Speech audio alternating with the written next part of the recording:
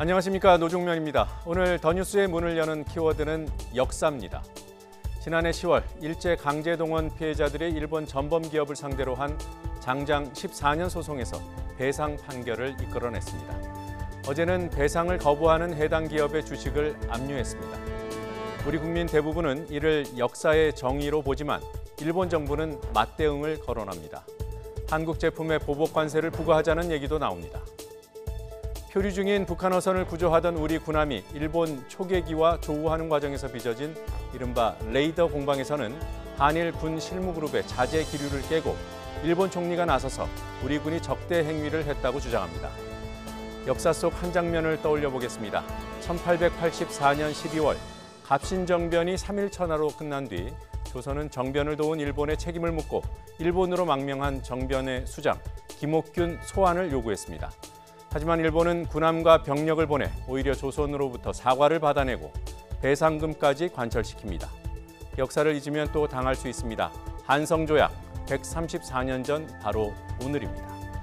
더 뉴스 오늘도 진실에 한 발 더 다가가겠습니다. 주요 뉴스부터 정리합니다.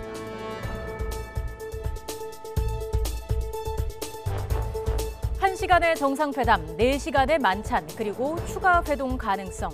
북중 정상의 회담 내용은 공개되지 않았지만 만난 시간만으로도 북미 정상회담을 앞둔 긴밀한 협의와 관계 과시 등의 의미를 짚어볼 수 있습니다. 국정원은 두 정상이 평화협정 문제를 논의했을 것으로 보인다고 분석했습니다. 지난해 취업자는 9만 7천 명이 늘었습니다. 1년 전 2017년에 31만 6천 명에는 크게 못 미칩니다. 실업률도 0.1%포인트 높아졌고 실업자 수는 107만 3천 명으로 3년 연속 100만 명이 넘었습니다. 반면 청년 실업률은 9.2%에서 8.6%로 떨어졌습니다. 홍남기 경제부총리는 무거운 책임을 느낀다며 고용 확대 정책을 상반기에 집중시키겠다고 말했습니다. 한국 쇼트트랙의 간판 스타 심석희 선수가 코치로부터 수년간 지속적인 성폭행을 당했다고 주장했습니다. 가해자는 이미 폭행 혐의로 고소한 조재범 전 대표팀 코치입니다. 문화체육관광부는 유사 사례가 있는지 체육계 전반에 걸쳐 전수조사를 실시하겠다고 밝혔습니다. 영구 제명 등 징계의 범위와 수위도 높이기로 했습니다. 이재용 삼성전자 부회장과 이부진 호텔신라 사장의 자택 공사에도 삼성물산 등의 회사 돈이 들어갔다는 주장이 시공업체 대표로부터 나왔습니다. 삼성그룹 일가가 소유한 서울 한남동 신중축 과정에서 삼성물산과 삼성에버랜드의 자금이 사용됐다는 주장입니다. 이건희 회장도 자택 공사에 삼성물산 자금 33억 원을 사용한 혐의를 받고 있습니다. 한국 법원이 강제징용 피해 배상을 거부하고 있는 일본 전범기업 계열 회사의 주식 압류를 승인했습니다. 압류 대상은 옛 일본제철의 후신 신일철주금이 포스코와 함께 설립한 P&R의 주식 8만여 주입니다. 일부 일본 언론은 일본 정부가 한국 정부에 협의를 요청할 것이라고 보도했습니다. 일본에서는 보복관세 부과 또는 국제사법재판소 제소 등의 방안이 거론되고 있습니다. 더 뉴스 본격적으로 시작합니다.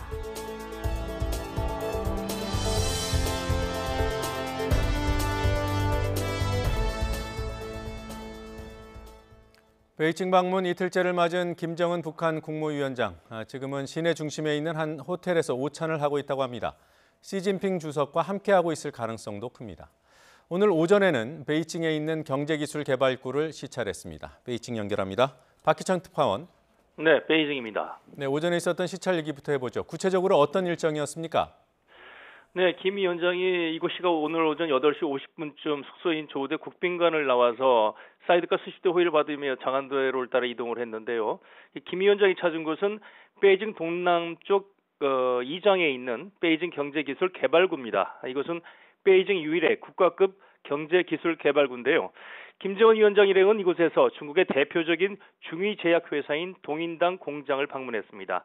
350년 역사의 이 회사는 우리에게는 우황청심환으로 친숙한 회사입니다. 김 위원장은 공장에서 30분 정도 머무르며 시설을 돌아본 뒤 10시 40분쯤 다시 숙소인 조우대로 돌아왔습니다. 김 위원장이 조우대로 돌아갔다가 또 다시 나간 거죠? 네, 그렇습니다.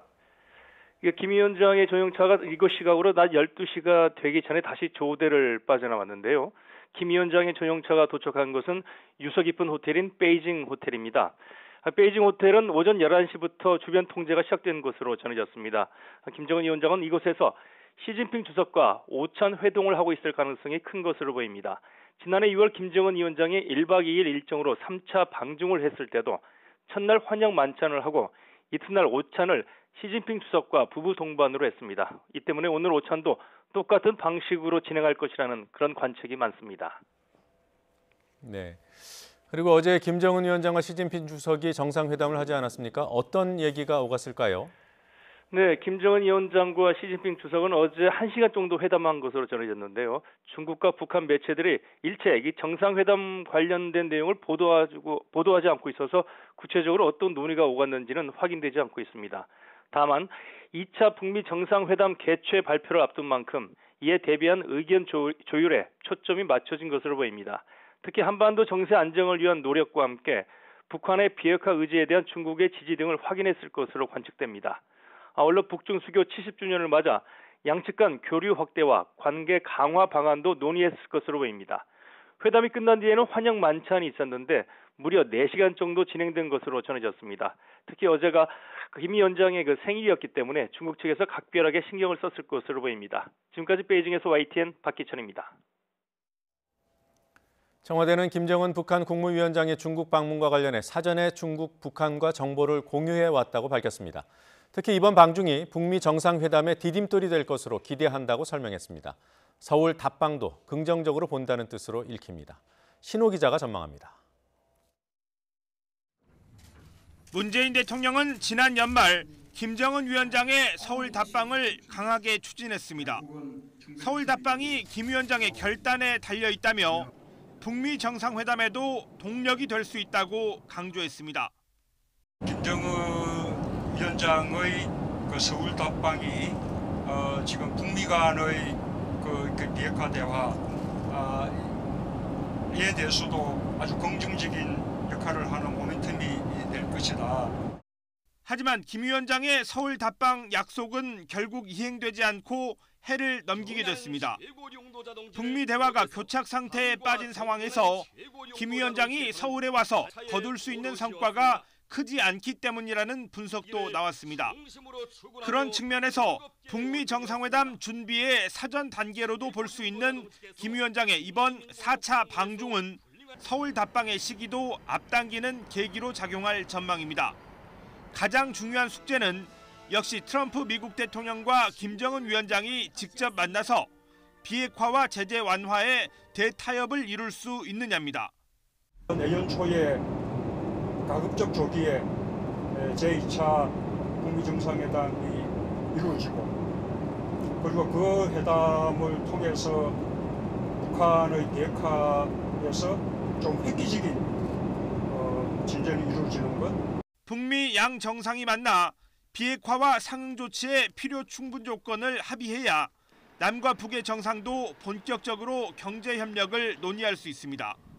청와대는 김 위원장의 방중에 대해서도 북한, 중국 양측과 긴밀하게 소통했고 충분히 정보도 공유했다고 밝혔습니다. 또 모든 것에 대해서는 이미 다 어젯밤, 오늘 아침 회의를 통해서 다 마무리하고 오는 길입니다. 청와대 기대처럼 김 위원장의 4차 방중이 2차 북미 정상회담의 디딤돌 역할을 할 경우 첫 서울 남북 정상회담의 촉매제도 될 것으로 관측됩니다. YTN 신호입니다. 주미대사의 특파원 간담회에서도 비슷한 맥락의 전망이 나왔습니다. 조윤재 주미대사는 김정은 위원장의 중국 방문을 긍정적으로 평가하면서 북미 간에도 2차 정상회담을 위한 준비 접촉이 진행 중인 것으로 판단했습니다. 조만간 접촉이 회담이 될 것이라는 기대도 내보였습니다. 워싱턴에서 김희준 특파원의 보도입니다.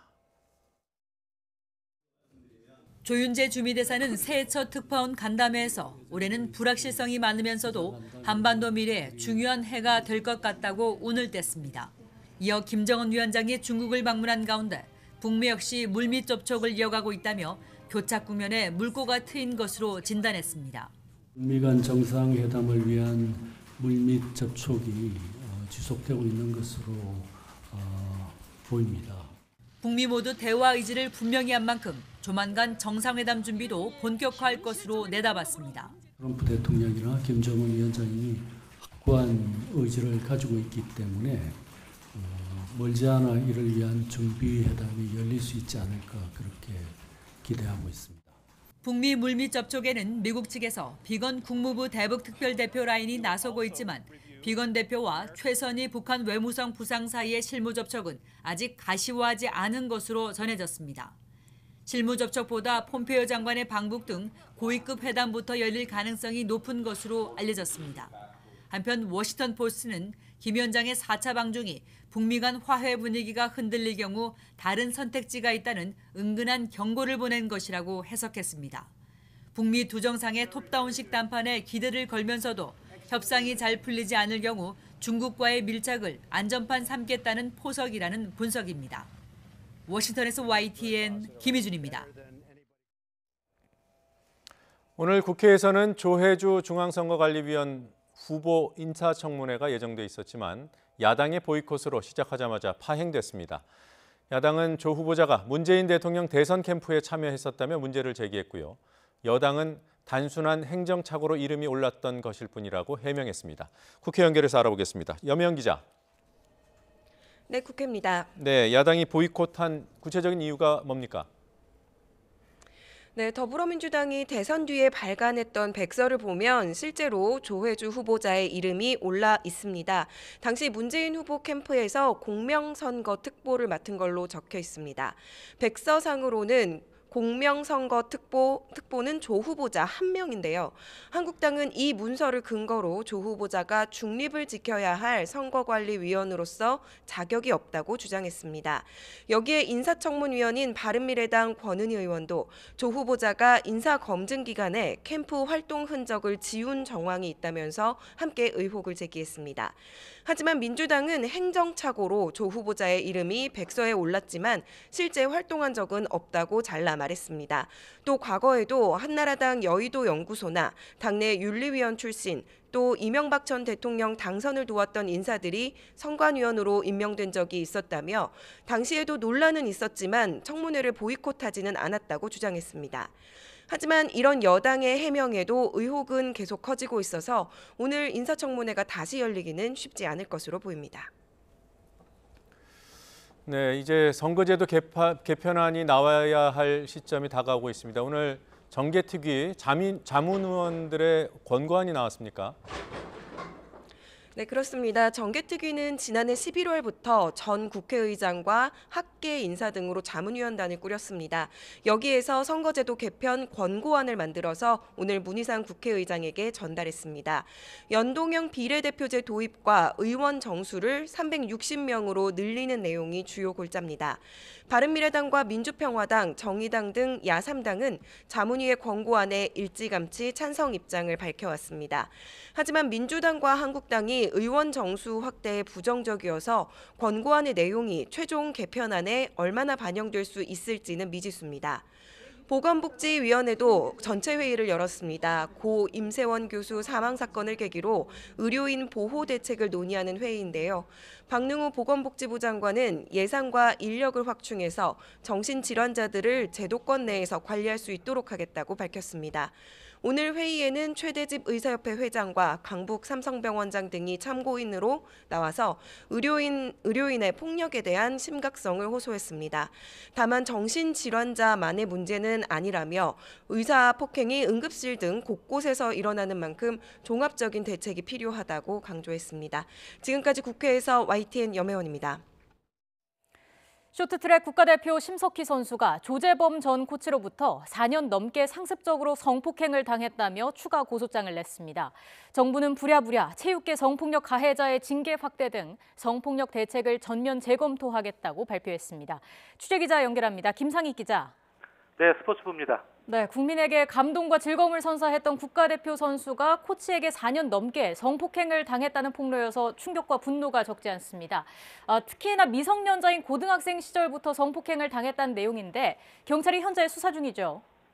네, 그렇습니다. 심석희 선수는 지난달 17일 조재범 전 코치의 항소심 2차 공판에 증인으로 나온 날 경찰에 성폭행 관련 고소장을 제출했습니다. 고소장에는 조 전 코치가 고등학교 2학년이던 지난 2014년부터 평창 동계올림픽 직전까지 4년 동안 성폭행과 강제추행을 일삼았다는 내용이 담겨 있습니다.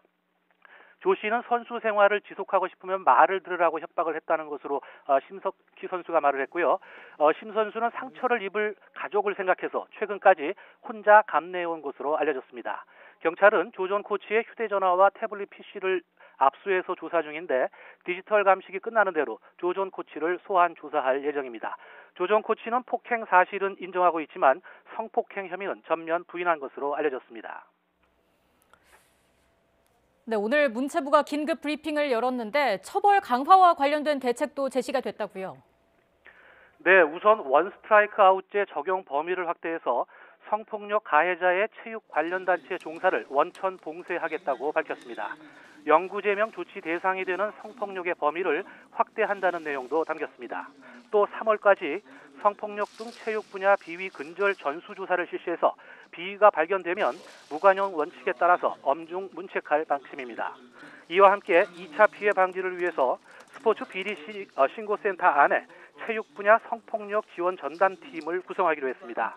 선수촌 안에는 인권 상담사를 상주시켜서 선수 보호를 확대하고 합숙 훈련 상황에 대한 개선을 위해서는 인권관리관 제도도 도입할 예정입니다. 네, 지난해 미투 열풍 때도 체육계는 중심에서 조금 물러나 있었는데요. 유독 체육계 성폭력 실태가 잘 드러나지 않는 이유는 무엇 때문인가요? 네, 지난해 미투 사건 촉발 직후에 국가인권위원회가 체육계의 성인권 실태를 조사한 뒤에 내린 결론이 있는데 군대보다 열악하다였습니다. 전문가들은 사실상 현장에서는 소리내지 못하는 피해 사례가 상당히 많을 것으로 보고 있습니다. 말씀하신 대로 지난해 미투로 전국이 들끓을 때도 상대적으로 체육계는 조용했는데요. 구조적인 문제가 체육계 성폭력 실태를 꽁꽁 숨기고 있다는 지적입니다. 우선 가해자와 피해자가 지도자와 선수라는 일종의 권력 관계에 있기 때문이고요. 또 상위 기관, 그러니까 대한체육회나 문체부가 그동안 보여준 의지력 부족을 지적할 수도 있습니다.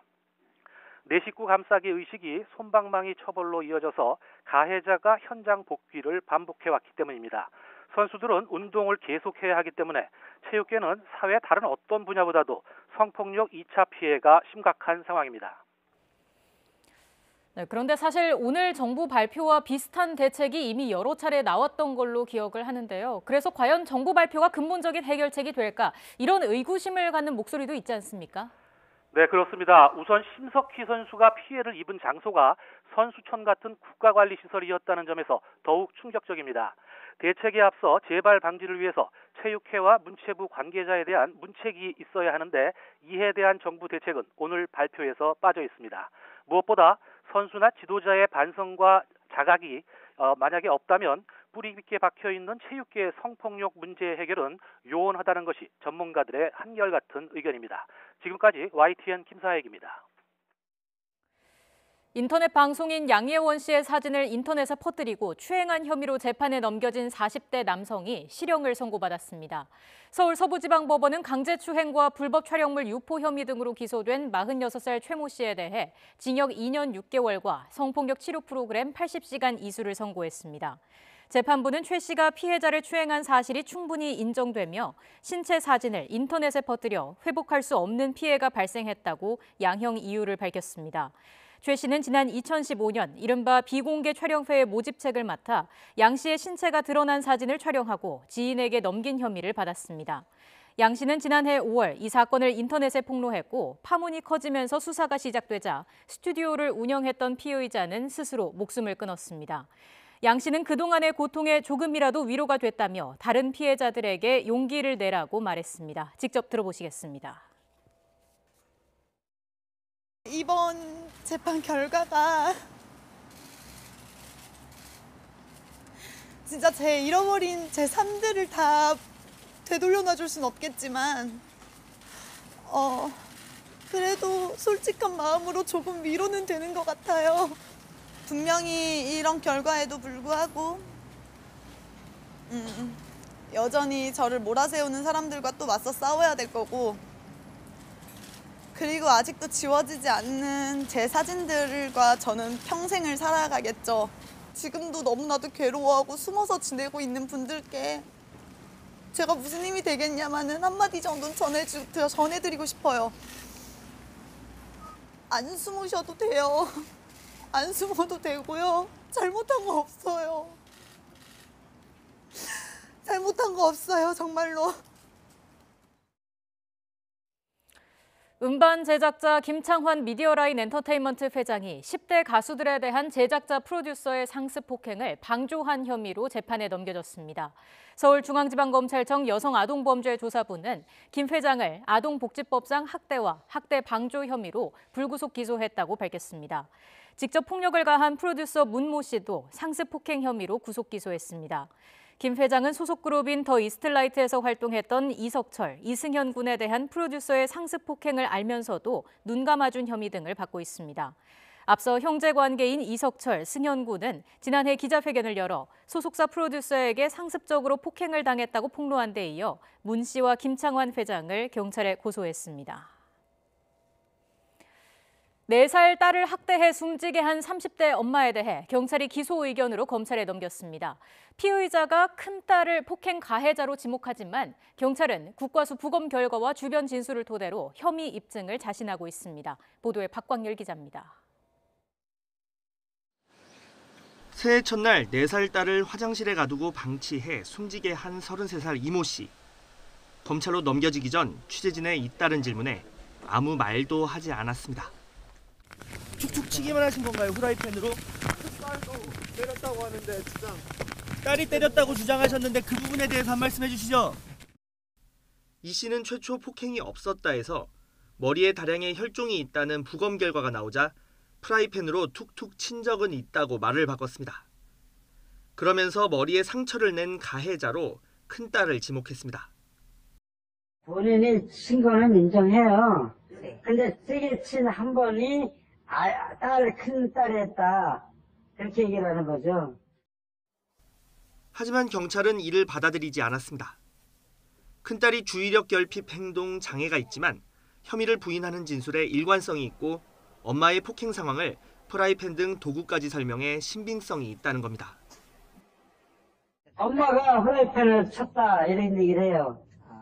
좀 더 그 당시 상황에 대해서 상세하게 진술하고 있어요. 보건 결과 나오고 난 다음에 머리 때렸다고 얘기를 했잖아요. 그게 그럼 처음부터 얘기를 했어야죠. 다만 다른 두 자녀에 대한 폭행이나 학대 정황은 발견되지 않았습니다. 경찰은 아동보호기관과 함께 남은 두 자녀를 보호, 관찰하면서 지자체 등을 통해 경제적 지원도 검토하고 있습니다. YTN 박광열입니다. 정신과 진료 중 임세원 교수를 숨지게 한 피의자는 망상에 시달리다가 범행을 저지른 것으로 경찰이 잠정 결론지었습니다. 구체적인 범행 동기는 여전히 미궁인 가운데 사건은 검찰로 넘겨졌습니다. 김태민 기자입니다. 마스크로 얼굴을 가린 채 모자를 푹 눌러쓴 피의자가 모습을 드러냅니다. 정신과 진료를 받다가 임세원 교수를 숨지게 한 혐의를 받는 30살 박모 씨입니다. 박 씨는 검찰로 이송되면서 취재진의 질문에 아무 대답을 하지 않았습니다.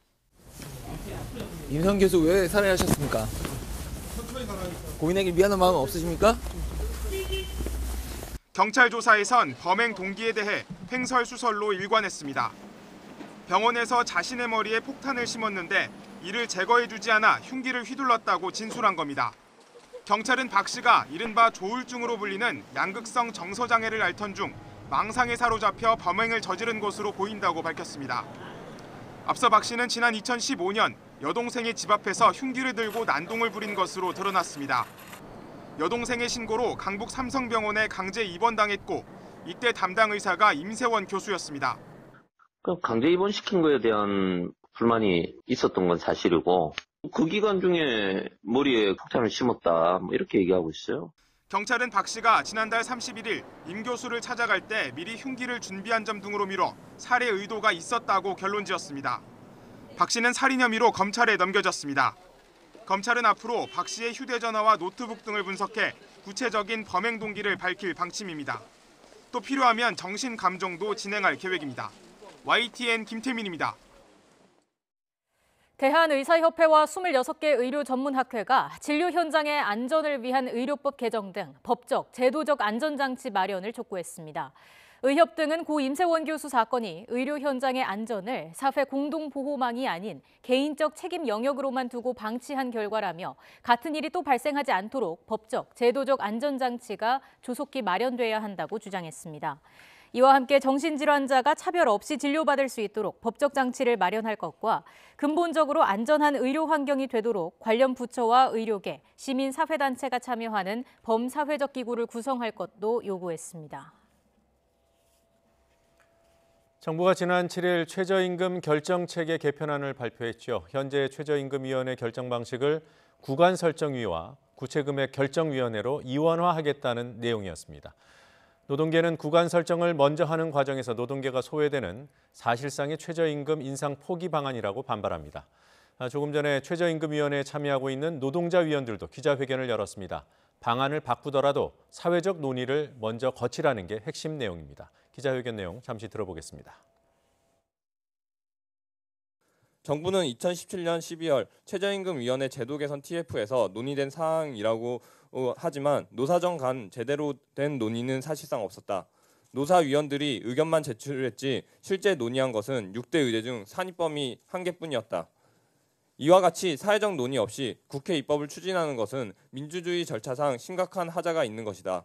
최저임금법 제13조는 최저임금에 관한 심의 및 최저임금 제도의 발전을 위한 연구 및 건의를 하도록 최저임금위원회 기능을 규정하고 있다. 정부는 계약 법안 추진을 위해 10일 전문가 토론회를 시작으로 노사 의견 수렴 절차를 밟겠다고 하는데 우리는 정부가 추진하는 요식행위에 참가하지 않을 것이며 단호히 반대한다. 정부는 최저임금법 개혁 논의를 당장 중단, 철회하고 최저임금위원회에서 종합적인 제도 개선안이 마련될 수 있도록 충분한 논의를 보장해야 한다. 만약 개혁 법률이 처리를 강행한다면 강력한 저항에 직면할 것임을 엄중히 경고한다. 지난해 연간 취업자 수 증가가 9년 만에 가장 낮은 것으로 집계됐습니다. 통계청이 오늘 발표한 2018년 연간 고용 동향을 보면 지난해 연간 취업자 수 증가는 9만 7천 명에 그쳐 10만 명에 미치지 못했습니다. 이는 연간 31만 6천 명이었던 2017년의 증가 규모와 비교할 때 3분의 1 이하로 줄어든 것이며 글로벌 금융위기로 8만 7천 명이 감소했던 지난 2009년 이후 9년 만에 가장 낮은 수준입니다. 지난해 연간 실업자는 107만 3천 명으로 집계돼 통계 기준을 바꾼 이래 연도별 비교가 가능한 2000년 이후로 가장 많았습니다.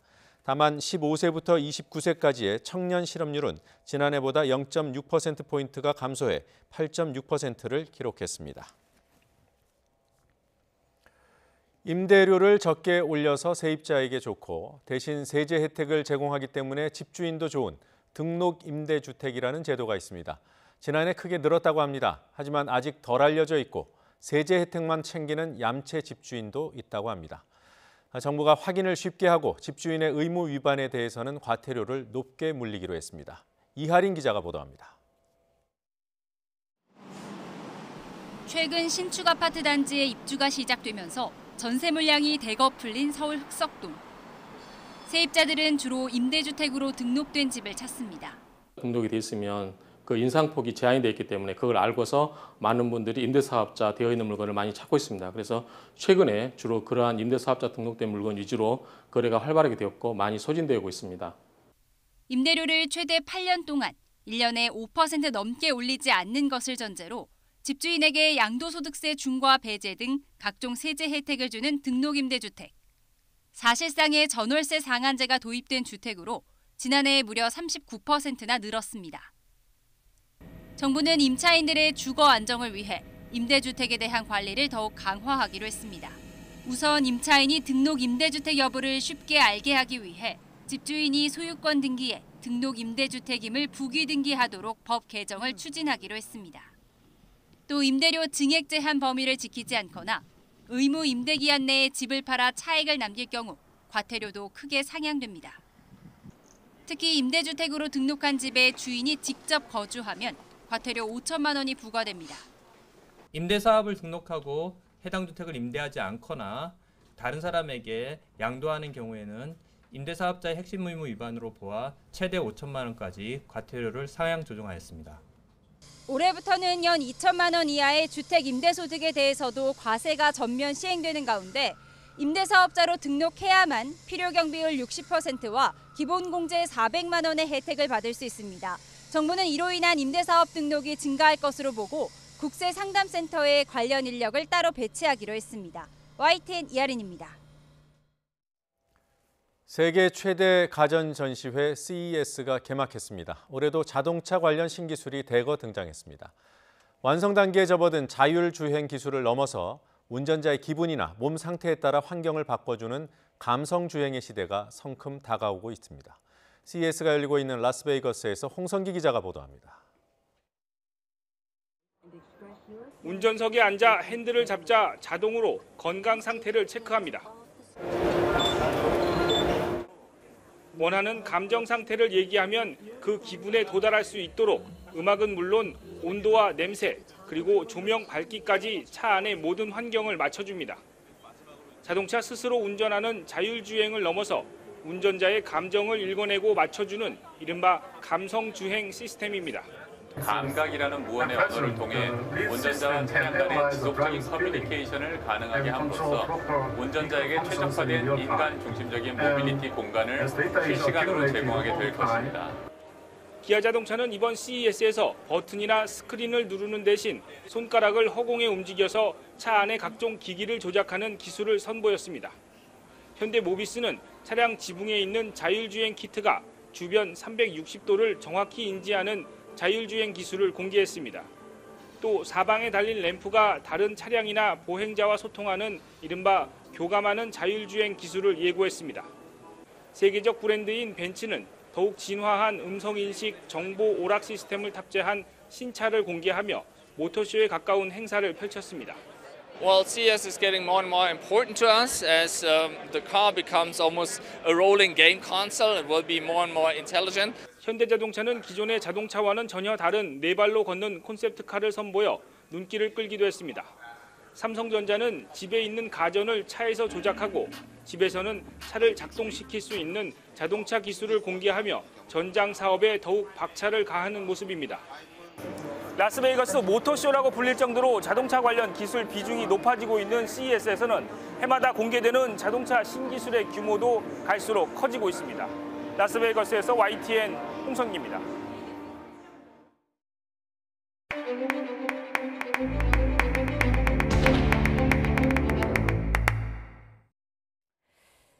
김정은 북한 국무위원장의 중국 방문은 10개월 사이 네 번째입니다. 지난해 3차례 방문과는 어떤 차이가 있었을까요? 먼저 이동 수단을 주목해 볼 수 있습니다. 직전 2차례의 방중 때는 비행기를 이용했지만 네 번째 방중 이동 수단으로는 열차를 택했습니다. 지난해 3월 집권 후 첫 방문 때도 기차를 이용했지만 그때는 첫 번째 방문이어서 과거와 같은 방식을 택했다는 정도로 해석됐지만 지금은 달리 봐야 한다는 시각이 있습니다. 전문가의 분석입니다. 근데 열차를 선택했다는 것은 김정은 위원장이 상당히 이번 방중에 국제사회의 어떤 시선을 끄는 그런 효과를 노린 측면도 있다고 봅니다. 또 시진핑 주석을 향해서도 김정은 위원장이 아주 지금의 제재 국면 속에서도 네. 아주 안정적으로 북한을 통치하고 또 그 열차로 베이징을 갈 정도로 나는 굉장히 안정적인 지도자 이미지를 보여줄 수 있다. 이러한 측면도 하나 깔려 있는 것 같고요. 안정적인 지도자의 모습을 드러내 보이기 위한 방법이었다는 설명입니다.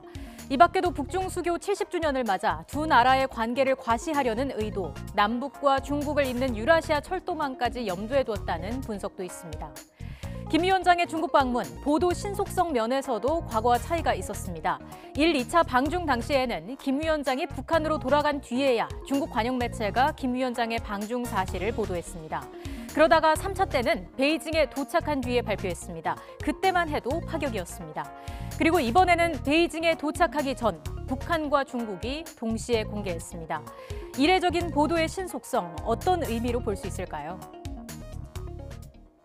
이제 김정은 위원장도 미국과의 앞으로 문제를 풀어가는 데 있어서 또는 전반적으로 외교 관계를 펼쳐가는 데 있어서 2019년도에는 보다 공개리 그리고 보다 안정적인 지도자 이미지를 부각시키는 그런 행보를 보이겠다, 이런 의지라고 볼 수 있습니다. 이것은 자신의 그런 이미지를 국제사회 또는 미국과 중국에 또는 남한에 보다 강렬하게 알리고자 하는 그런 행보라고 볼 수도 있습니다. 국제사회를 향해 문을 열겠다는 김 위원장의 의지를 엿볼 수 있는 대목입니다. 이번 4차 방중, 유연함과 개방 의지를 보여준다는 측면에서 이해될 만한 특이점이 하나 더 있었습니다.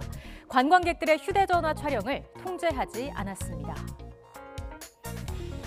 시진핑 주석의 초청으로 이루어진 김 위원장의 중국 방문. 앞선 3차례 방중이 남북, 북미 정상회담을 전후로 이루어졌고 1, 2차 방중으로부터 한 달 만에 정상회담이 열렸습니다.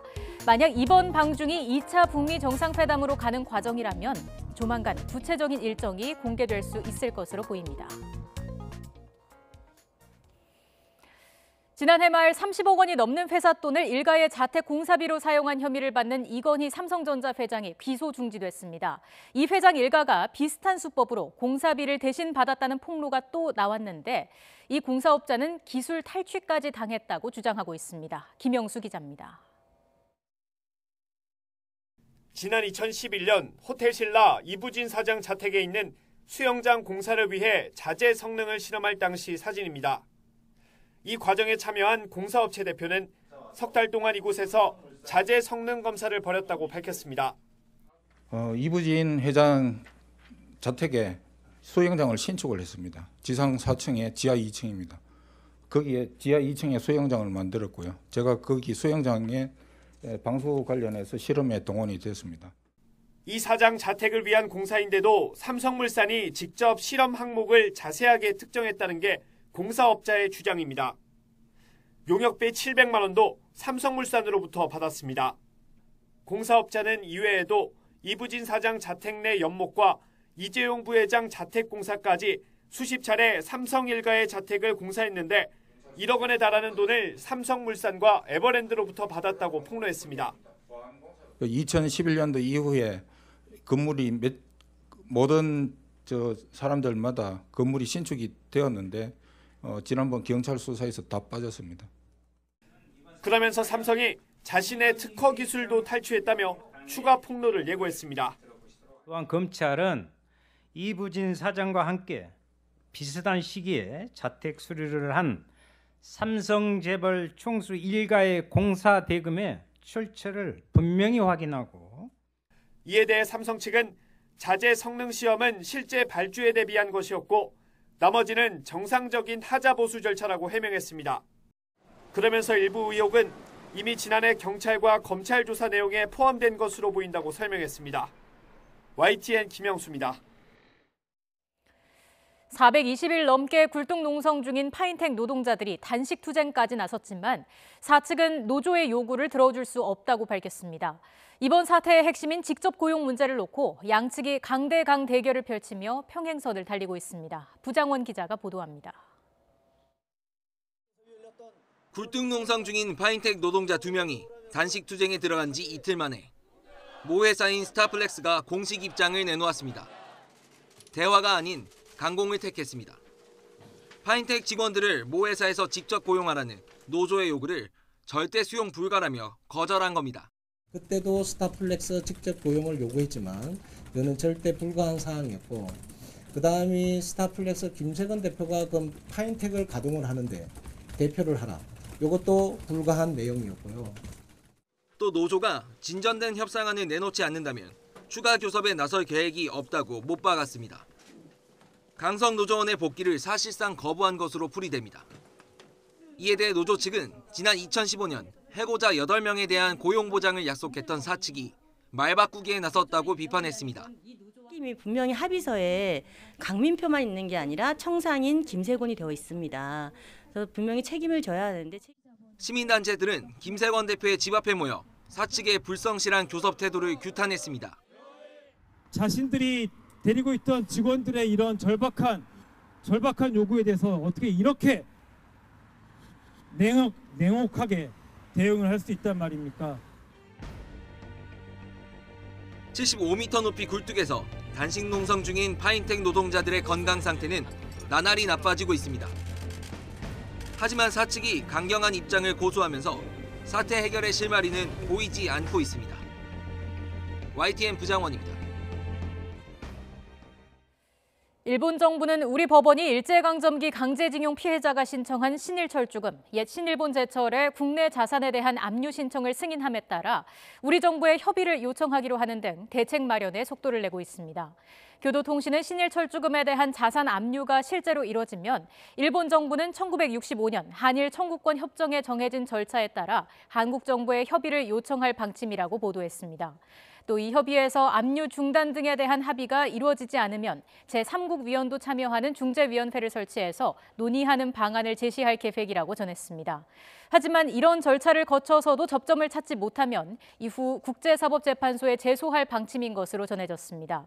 국제사법재판소의 경우 우리 정부가 응하지 않으면 재판이 열리지 않지만 일본 정부는 제소를 통해 한국 측의 조치가 부당하다는 주장을 국제사회에 알리겠다는 의도를 가진 것으로 풀이됩니다. 미 연방정부 부분 셧다운이 3주째 계속되면서 곳곳에서 문제가 불거지자 트럼프 대통령과 민주당이 치열한 대국민 여론전을 벌이고 있습니다. 트럼프 대통령이 프라임타임 시간대에 장벽의 필요성을 강조하는 내용의 생방송 대국민 연설을 하자 민주당도 곧이어 맞불 생방송 대응에 나섰습니다. LA 김기봉 특파원이 보도합니다. 항공 안전은 물론 테러 방지에 빈틈이 생겨서는 안 될 미국 공항. 교통안전청 등 보안 요원들이 무급 가능성을 예상하고 아예 휴가를 내는 사례가 늘면서 업무 차질 위기에 놓였습니다. We're saying that it's against the law to work employees without paying them. I mean, these are not slaves. 재소자를 관리하는 교정 인력들도 크게 술렁이고 있습니다. 가뜩이나 위험하고 힘든 업무를 무급으로 버틸 수 없다는 반발입니다. We deal with inmates every day. And we put our lives on the line every day. Who would want to get up and go to work and not know when they're going to be paid? 여기에 세금 업무와 저소득층 식량 공급, 혼인신고 등 필수 업무마저 지연되기 시작하자 트럼프 대통령은 현지 시각 8일 밤 9시 프라임타임에 생방송 대국민 연설을 했습니다. 불법 이민자 범죄 사례를 열거하며 장벽 건설을 한시도 늦출 수 없다고 강조한 뒤 셧다운의 모든 책임을 민주당에 돌렸습니다. The federal government remains shut down for one reason and one reason only, because Democrats will not fund border security. 민주당도 이에 질세라 트럼프에 바로 이어 생방송 연설을 통해 대통령이 국민을 인질로 삼고 있다며 주장을 조목조목 반박했습니다. The fact is, President Trump has chosen to hold hostage critical services for the health, safety, and well-being of the American people. We don't govern by temper tantrum. No president should pound the table and demand he gets his way. 결국 양측의 기존 주장을 재확인하는 데 머문 생방송 여론전은 서로 상대에게 문제의 원인과 해결의 책임을 떠넘기는 것으로 끝이 났습니다. LA에서 YTN 김기봉입니다. 더 뉴스 60초 뒤에 이어집니다.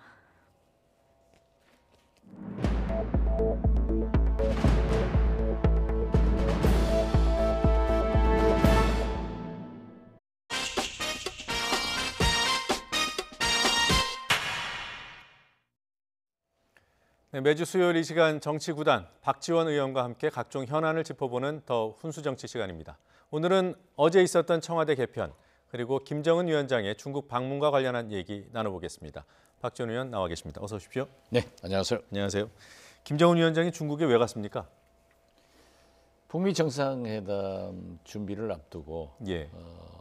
북중 무역 전쟁이 끝나가고 있지 않습니까? 예.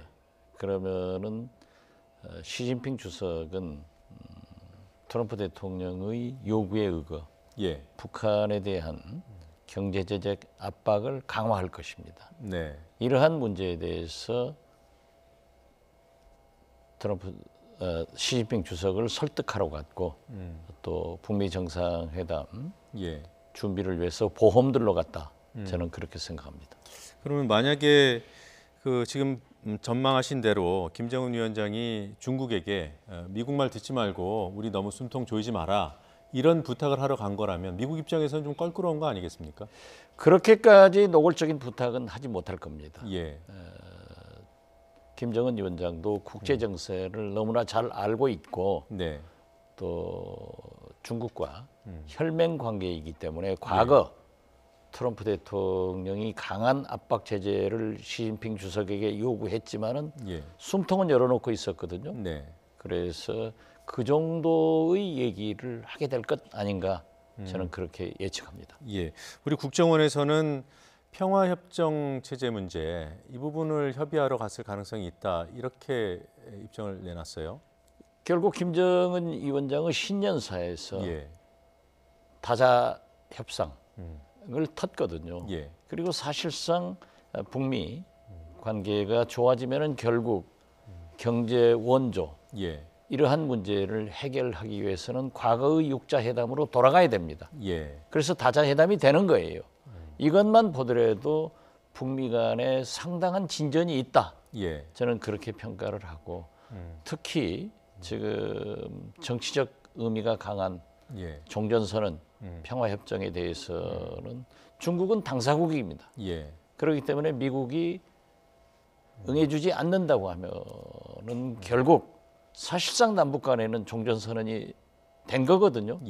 그렇기 때문에 당사국인 중국도 선언할 수 있게끔 만들어가지고 미국을 압박하자 하는 전술도 있을 겁니다.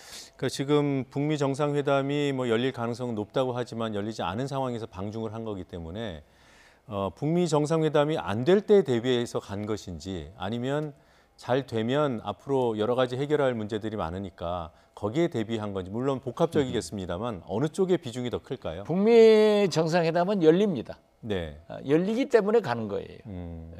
그 이후를 대비하기 그러한 위해서. 필요성은 김정은 위원장에게도 있지만은 트럼프 대통령이 더 절박합니다.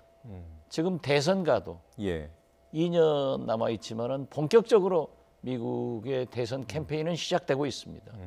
그러면은 트럼프 대통령으로서는 재선이 지상 목표인데 민주당과 차별화하는 길은 김정은 위원장과의 정상회담, 비핵화의 숨통을 트는 길이기 때문에 이건 되게 돼 있습니다. 그러니까 안 된다 하는 생각은 버리시는 게 좋습니다. 알겠습니다. 자, 된다면 언제쯤 될까요? 저는 이번에 중국 가서도 많은 얘기를 하고 또 미국과도 지금 물밑에서 북미 간의 활발한 접촉이 있기 때문에 그러한 내용을 공유할 겁니다. 그러나 더 중요한 것은 김정은 위원장의 체면이 살아야 되거든요. 김정은 위원장도 살기 위해서 고난의 행군을 하면서 그 인민들에게 고통을 분담시켜가지고 핵을 개발했는데 이제는 경제 발전을 위해서 핵을 폐기하자. 포기하자 이렇게 선언했다고 하면은 최소한 미국의 성에 있는 경제 발전에 즉 제재 완화가 있어야 된단 말이에요. 그것이 금강산 관광 개선공단의 재개입니다. 이 필요성을 역설하기 위해서도 저는 답방을 해서 문재인 대통령과 남북 정상회담을 다시 하고 거기에서 그러한 역할을 문재인 대통령이 할 수 있는 힘도 실어드리고 여건을 만들어서 문재인 대통령이 또 미국과 접촉을 해가지고 그러한 것이 보장된다 하는 것이 저는 한 3월 정도가 되지 않을까 이렇게 생각합니다. 그럼 지금 말씀 들어보면은 지금 언론 보도나 여러 전문가들 예상은 앞으로 한 달여 정도 후면은 만나지 않겠냐 이렇던데 그러기에는 사실 서울 답방이나 제재 완화나 이런 것들이 좀 급해요. 그 효과를 보기 위해서는 저는 3월로 이 답방을 이렇게 해가지고 그렇죠. 어차피 미국과 정상회담에서 합의될 내용이지만은 그래도 남북 관계가 경제 협력 관계는 우리부터 시작되거든요. 그러니까 문재인 대통령과 협의를 하기 위해서 또 성공적인 북미 정상회담을 위해서 저는 답방이 먼저 이루어져야 된다. 이렇게 보고 또 그렇게 할 것이다.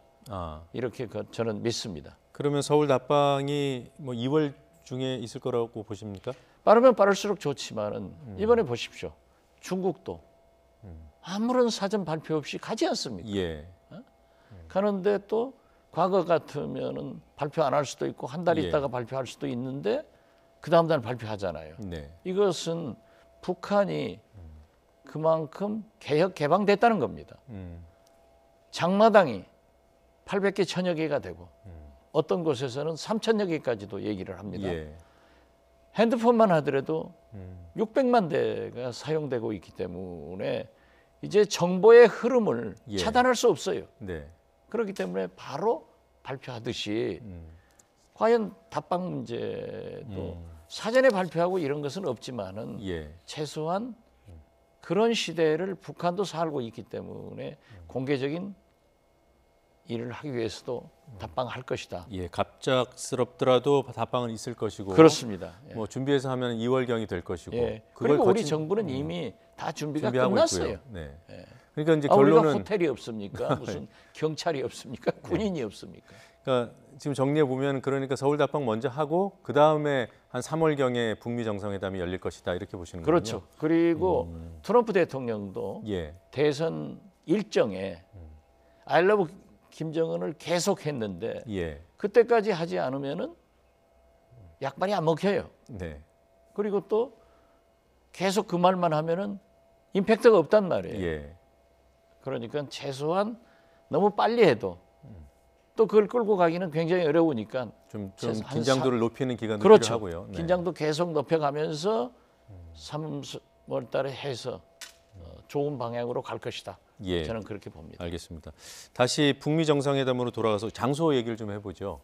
지금 CNN 같은 경우에는 뭐 방콕, 하와이, 베트남의 하노이 이렇게 뭐 거기 답사도 했다 이렇게 보도를 하던데요. 어디가 될 것으로 예상하십니까? 저는 가장 좋은 것은 판문점이라고 지금도 주장을 합니다. 예. 그렇지만은 최소한 아시아권이 될 것이다. 예. 그리고 제가 북한 인사들을 접촉할 때나 또 지금 현재도 보면은 반드시 북한은 자기 나라 대사관이 있는 곳에서 만납니다. 네. 그래야 안전하고 업무 처리가 되거든요. 예.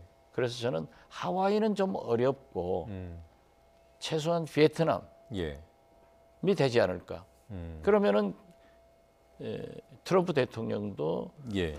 베트남과 미국이 수교해서 지금 경제 발전 도이모이 정책을 성공적으로 하는 모습을 보여서 예.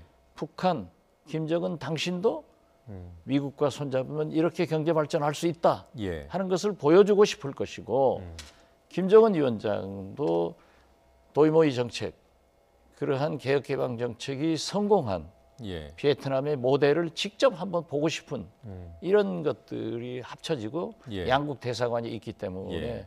거기가 가장 유력하다 저는 그렇게 봅니다. 너무 많은 사람들이 예상하고 있으면 또 안 되는 경향이 있잖아요. 뭐 싱가포르도 많은 사람들이 예상했고 네. 저는 뭐 사실 판문점이 제일 좋고 네. 안 그건 그러면 우리 바람이고요. 그렇죠. 저는 지금도 바람입니다. 네. 몽골이나 베트남이 싱가포르이 될 것이다. 베트남 될 것이다 네. 했는데 거의 맞춘 거죠. 뭐 되게 상식이 맞춰요. 예, 혹시 이제 하와이가 갑자기 나와서 처음 거론된 거 아니겠습니까? 예. 혹시 북한 쪽에서 우리 이제 본인들의 그런 개방 개혁 그것을 이제 조금 더 드러내기 위해서 하와이 쪽을 원한 건 아닐까 이런 짐작이 되던데요, 저는. 그렇게 가면 제일 좋은데 예. 그렇게 하기에는 여러 가지 북한의 여건이 맞지 않습니다. 네, 하와이는 어려울 예, 것이다. 모든 사람들이 사전에 선발해가지고 네. 선발대가 나가서 이렇게 해야 되는데 생면부지의 땅에 가서 그렇게 하기는 조금 부담이 있다. 예. 그러니까 트럼프 대통령도 너무 미국으로 데려올 생각 말고 네. 완충 지역을 한번 거쳐서 큰 합의를 할 때 미국에서 혹은 평양에서 하는 것이 좋다. 예. 저는 그렇게 봅니다. 예. 자, 주제를 바꾸겠습니다. 어제 청와대 참모진 교체, 비서실장 등 이제 3명이 바뀌었어요. 별로 안 좋게 평가를 하신 것 같습니다. 제가 좋게 평가했습니다. 그 페이스북에 제가 봤더니 우려가 좀 세던데요. 우려가 세죠. 네. 왜냐하면은 노영민, 예. 강기정 굉장히 유능하고 예. 야당 정치인으로서는 훌륭했습니다. 예. 그런데 솔직히 좀 강성이에요. 그런데 지금 집권 3년째란 말이에요. 예. 그리고 임종석 한병도, 윤영찬 이분들은 조금 유연한 사람들이었단 말이에요. 네. 그러니까 차라리 노영민, 강기정 체제가 일기를 했으면은 더 개혁을 할 수 있었을 건데 예. 지금은 여러 가지로 안정으로 집어 들어가야 됩니다. 그런데 저는 그 강성인 예. 지금 보면은 민주당의 이해찬 대표도 강성, 예. 노영민 비서실장도 강성. 오직 유연한 것은 이해찬 총리, 아니 죄송합니다. 이낙연 총리뿐이에요. 예. 이 빅3 중에 이낙연 총리가 굉장히 중심을 잘 잡아야 된다. 예. 안정적인 것을 보여야 된다 하는 생각을 해서 저는 이낙연 총리의 행보를 굉장히 주시하는데요. 예. 그런 의미에서 보면은 저는 이 세 분 다 예. 너무 강하다. 성공할 수도 있지만은 예. 개혁을 할 수도 있지만은 너무 강성이기 때문에 혹시 문제가 될 것 같아서 제가 경고를 한번 해놔야 예. 잘하는 거예요. 아. 잘하라고 한 겁니다. 약이 되라고. 네, 그렇죠. 저는 말씀입니다. 어떤 예. 경우에도 문재인 대통령, 문재인 정부가 성공해서 예. 다음 정권도 진보 개혁 정권이 집권해야 된다는 의미에서 하는 거지. 제가 그 사람들을 반대하는 건 아니에요. 예. 강기정 그 수석 같은 경우에는 정무수석이기 때문에 뭐 국회와의 관계 좋아야 되지 않겠습니까? 관계 좋죠. 그런데 좋습니까? 관계 나쁜 점도 많아요. 어떤 점에서? 강성이고 진짜 야당 의원으로서는 최고의 투쟁가입니다. 노영민 실장 역시 예. 최고의 지략가고 아주 원칙적인 운동권 출신들이거든요. 그러니까 지금 현재 3년 임기를 놔둔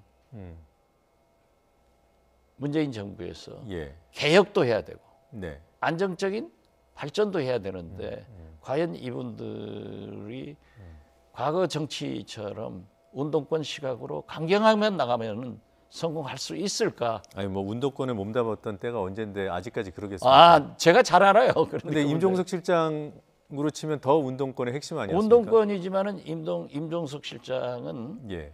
굉장히 그 소프트한 면이 많아요. 참 좋은 분이에요. 그래 나는 참 정치에서 우연은 네. 생각할 수 없지만은 일기에 노영민, 강기정이 들어가고 바뀌었으면 좋았을 텐데. 바뀌었으면은 네. 훨씬 좋았을 법했다.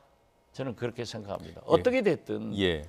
대통령께서 비서실을 개편하고 비서관도 많이 개편한다고 합니다. 예. 그것은 자기 비서니까 대통령 알아서 쓰시는 거예요. 네. 그렇지만은 개각도 제가 주장을 했거든요. 예. 그렇게 해서 국면 전환도 하고 지금 현재 어지럽지 않습니까? 국면 전환도 하고 정책 전환도 해야 된다라고 하는데 저는 이번에 개각에 예. 이낙연 총리가 노영민 실장이 잘 노력해서 예. 좋은 사람들로 감동적으로 예. 한번 바꿔줬으면 네. 좋겠다 하는 생각 같습니다. 지금 개각 대상으로 거론되는 분들이 그 의원을 겸하고 있는 분들이지 않습니까? 김현미 국토부 장관, 김부겸 행안부 장관 등등. 근데 이분들이 빠진 자리에 어떤 인물이 들어가는 게 지금 말씀하신 뭐 안정감도 주고 개혁도 완수할 수 있고 좋은 평가를 받을 수 있는 그런 카드가 되겠습니까?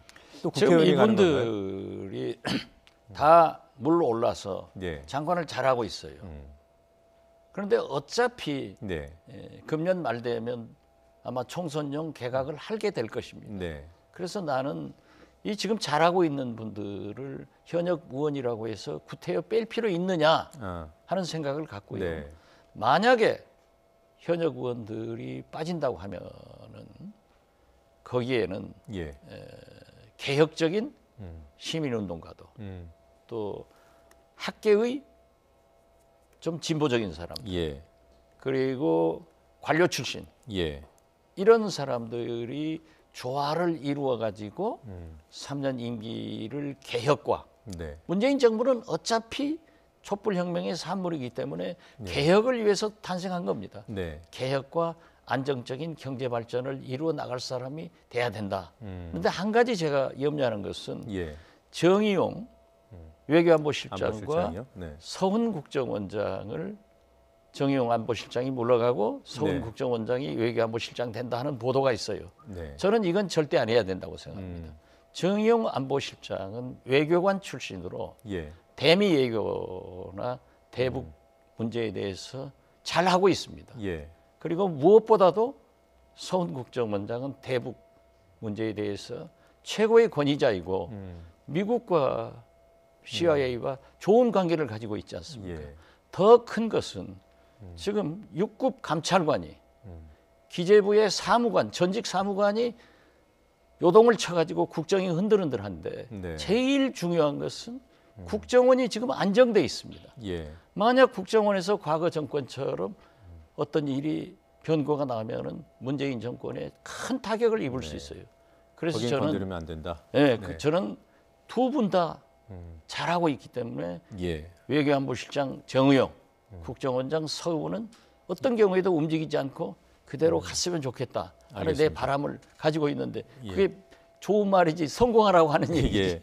예. 이 훈수는 뭐 문재인 대통령이 듣고 판단하지 않을까 싶습니다. 꼭 제 훈수를 들으셔야 됩니다. 예. 훈수 하나 더 하시죠. 내일 기자회견 하지 않습니까? 문재인 대통령이 어떤 얘기를 꼭 했으면 좋겠습니까? 아니면 어떤 얘기를 꼭 해야 된다고 보십니까? 저는 대북 문제 비핵화에 대해서 예. 미국과 철저히 공조를 해서 동맹으로서 예. 같은 스텝으로 김정은 위원장을 설득해서 비핵화하겠다. 예. 지금까지 그 스탠스를 강하게 천명해 주시고 네. 지금 문재인 대통령은 자꾸 경제가 괜찮다, 지표가 괜찮다. 예. 국민들은 굉장히 그게 기분 나쁜 거예요. 5천만 국민이 경제가 민생 경제가 다 나쁘다고 합니다. 예. 그렇기 때문에 민생 경제에 대해서 확실한 즉 최저임금이나 네. 노동시간 단축이나 탈원전을 누가 반대하겠습니까? 그러나 우리나라가 10대 경제 대국이기 때문에 네. 급진적인 변화보다는 점진적인 변화를 할 수 있도록 예. 잘하겠다. 이 경제 문제, 민생 문제에 대해서 전환과 확신을 국민들이 가질 수 있도록 네. 그리고 모든 기업인들이나 노동자들이 이 정부를 성공시킬 수 있도록 협력할 수 있는 예. 그런 마음가짐을 가질 수 있는 대통령의 어떤 좋은 말씀이 나왔으면 좋겠습니다. 예, 좋은. 근데 다 이렇게 합쳐보면 좋은 말씀이긴 한데 예를 들어서 소득 주도 정책을 포기한다는 선언이 나와야 된다거나 뭐 이런 걸 요구하시는 건 아니고요? 저는 이 경제 정책은 특히 예. 한번 정하는 것도 심사숙고해야 되지만은 네. 또 그것을 자꾸 바꾸면은 신뢰가 떨어지고 더 안 돼요. 예. 그렇기 때문에 구태여 무슨 폐지한다 어쩐다 이런 것보다는 변화를 주어서 예. 다 참여해서 할 수 있는 그런 길로 가는 것이 좋다. 예. 그렇게 생각합니다. 알겠습니다. 자, 오늘 여기까지 듣겠습니다. 고맙습니다. 네, 감사합니다.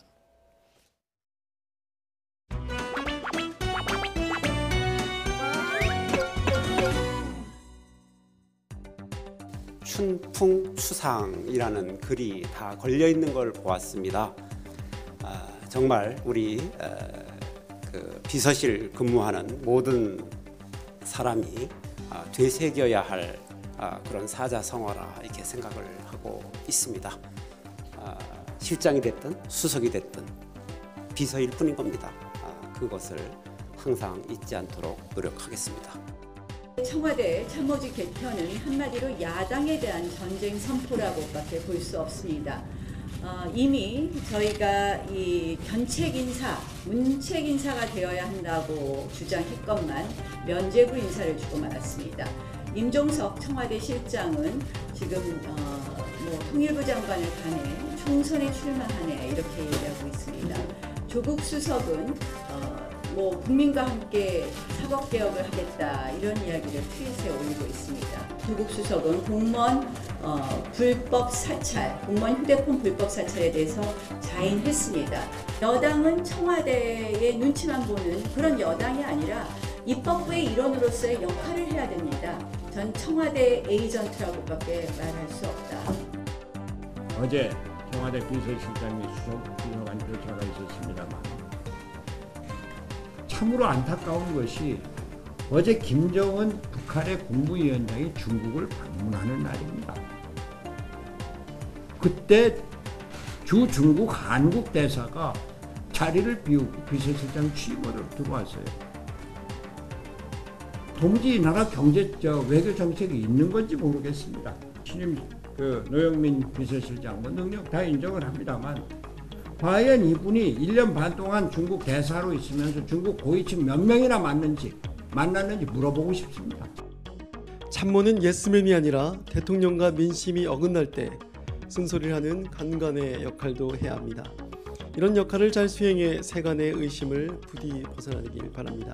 국민들은 대통령과 친한 참모를 원하는 것이 아니라 국민과 더 친한 참모를 원합니다.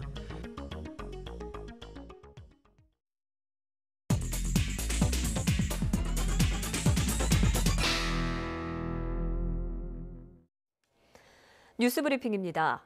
개성공단 입주 기업인들로 이루어진 개성공단 기업 비상대책위원회는 오늘 기자회견을 열어 공단 시설 점검 차원에서 방북을 신청한다고 밝히고 통일부에 신청서를 제출했습니다.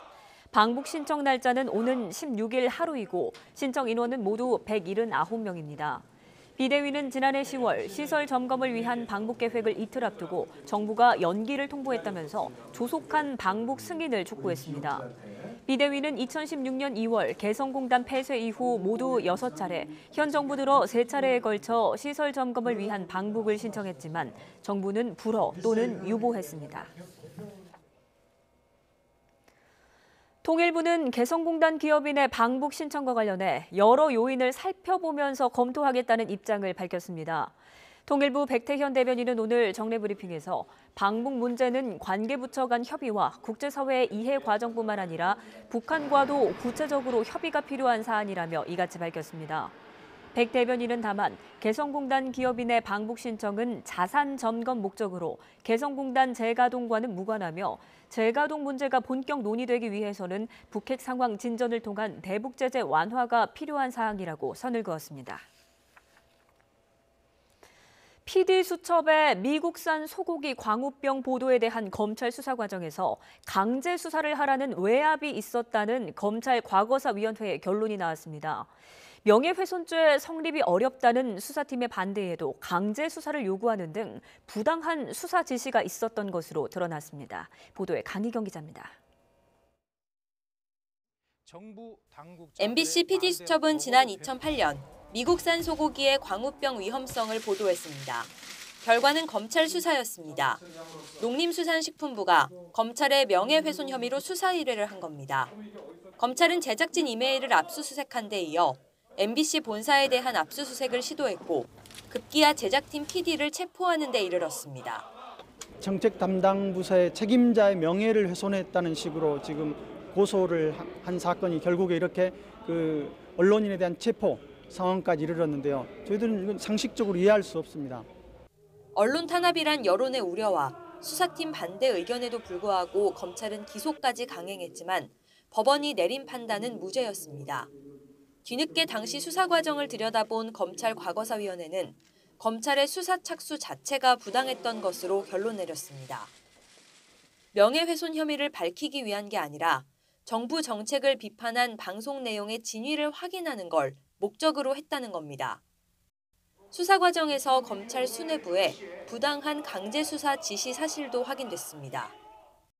1차 수사팀이 명예훼손죄 성립이 어렵다는 의견을 냈는데도 검찰 지휘부가 강제 수사를 요구했고 무죄를 받아도 상관없으니 기소하라고 지시한 정황 등이 드러났습니다. 1차 수사팀을 이끌던 부장검사가 사표를 내고 떠난 뒤 강도 높은 수사를 이어갔던 2차 수사팀은 PD수첩 제작진에게 유리한 자료를 확보하고도 숨기기에 급급했던 것으로도 확인됐습니다. 과거사위는 대검찰청과 법무부가 정치적 고려로 강제 수사를 지시해 정치적 중립 의무를 위반했고 검찰권도 남용했다고 지적했습니다. 그러면서 검찰이 혐의와 무관한 사항을 이유로 수사 지휘하는 걸 자제하고 부당한 지시에 이의를 제기할 수 있는 실효성 있는 절차를 마련해야 한다고 권고했습니다. YTN 강희경입니다. 국내 최대 음란물 사이트인 소라넷을 운영해온 혐의로 재판에 넘겨진 40대가 1심에서 실형을 선고받았습니다. 서울중앙지방법원은 음란물 제작과 배포 혐의로 기소된 46살 A씨에게 징역 4년을 선고하고 14억 1천여만 원의 추징과 성폭력 치료 프로그램 80시간을 명령했습니다. A씨는 남편과 다른 부부와 함께 지난 1999년부터 7년여 동안 외국 서버를 이용해 소라넷을 운영하면서 회원들이 불법 음란물을 공유하도록 방조한 혐의로 재판에 넘겨졌습니다. 제주지방법원은 임신한 여직원을 시간 외 근무시킨 모 대형 면세점과 여직원의 상사인 42살 양모 씨에게 각각 벌금 200만 원을 선고했습니다. 양 씨 등은 2015년 임신한 여직원을 25차례에 걸쳐 28시간 이상 시간 외 근무를 시킨 혐의로 재판에 넘겨졌습니다. 근로기준법은 사용자가 임신 중인 여직원에게 시간 외 근무를 시키지 못하게 규정하고 있습니다. 붕어빵을 팔면서 하루에 10,000원씩 1년에 365만 원을 기부한 붕어빵 아저씨가 있습니다. 나눔은 받는 사람도 기쁘고 주는 사람도 행복하게 만들어주기 때문에 더 많은 사람이 기부에 동참했으면 좋겠다는 바람을 갖고 있습니다. 한동호 기자입니다. 붕어빵을 판 돈이 넉넉지 않지만 하루에 꼬박꼬박 모으는 10,000원. 붕어빵 아저씨 김남수 씨가 처음 기부를 결심한 건 어머니 덕분이었습니다. 어릴 때부터 어머니가 참 남들하고 나눠 먹는 걸 상당히 좋아하셨어요. 상당히 좋아하시다 보니까 이제 저는 어릴 때부터 이렇게 어머니로 인해서 이제 꾸준하게 그거 보고 느끼지 않았는가. 형편이 어려운 청소년을 위해 한 푼 두 푼 시작한 기부의 세월이 어느덧 10년을 훌쩍 넘었습니다. 가을서부터 내년 봄까지는 이제 단 하루도 쉬지 않고 이제 꾸준히 이제 장사를 이제 해가면서 이제 돈 얼마 되는 건 아니지만은 조금씩 모아가지고 이렇게 기부하게 됐습니다. 좋은 일 난다는 소식에 전북 익산까지 찾아오는 손님을 볼 때마다 뿌듯합니다. 많은 사람들이 이렇게 찾아와서 참 이게 기부까지 이렇게 하시는데 참 고마움을 느껴가지고 이렇게 일부러 빵 사러 이렇게 오신 거 했다는 걸 이렇게 듣고 이렇게 참 기쁘기도 하고. 김 씨가 생각하는 나눔이란 주는 사람도 받는 사람도 포근해지는 행복입니다. 나눔을 받는 사람도 기쁘고 이렇게 기부하는 사람도 기부를 하는 사람도 너무나 행복하기 때문에 그 많은 사람들이 기부에 이렇게 동참을 했으면은 더욱더 큰 행복이 있지 않을까 그런 생각. YTN 한동우입니다. 더 뉴스 1부 마치겠습니다. 잠시 뒤 2부에서는 강제징용 피해자들의 소송 대리를 해온 임재성 변호사 인터뷰하겠습니다. 일본 전범기업의 국내 자산을 압류했다는 소식 자세히 알아보죠. 잠시 뒤에 뵙겠습니다.